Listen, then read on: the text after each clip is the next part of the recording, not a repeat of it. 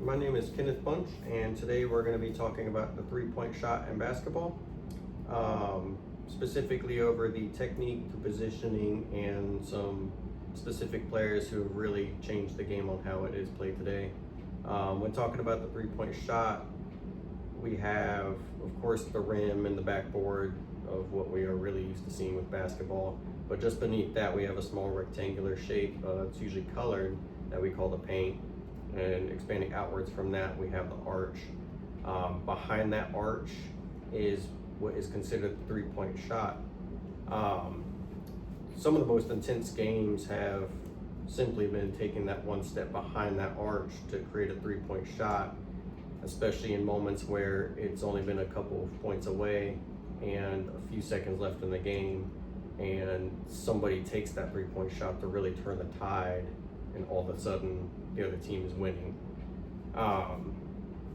With strategy changing so quickly to an outside shot, it's really altered how defense is played, where basketball in the 80s specifically has been getting to the paint, taking a dunk, taking a layup with a lot of our bigger players, such as power forwards and centers.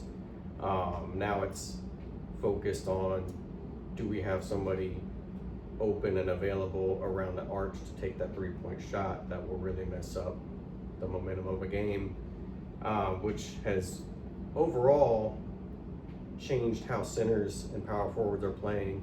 Now people are learning to shoot from the outside where they normally would be scoring on the inside. This all comes down to technique. Of course, something that sounds cookie cutter or a template is learning the basics of a jump shot from three, which we use the square on the backboard as reference of lining up your feet, your shoulders, your hands in the center with the ball, and follow through for your jump shot from that far.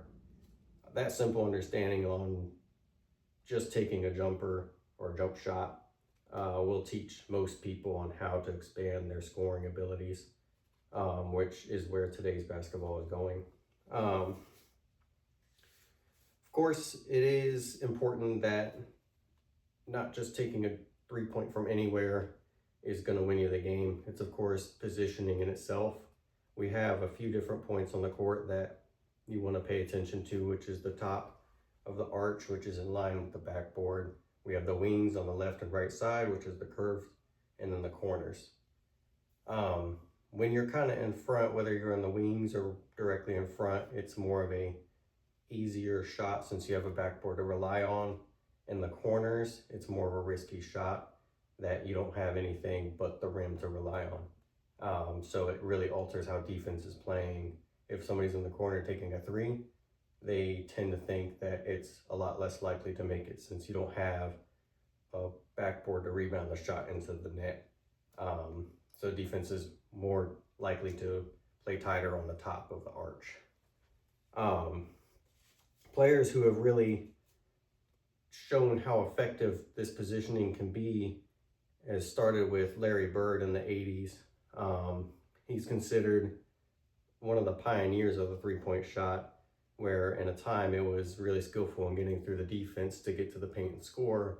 He decided to be risky and take a lot more deeper shots from outside, which has really changed how people have learned their defense against a high jump shot.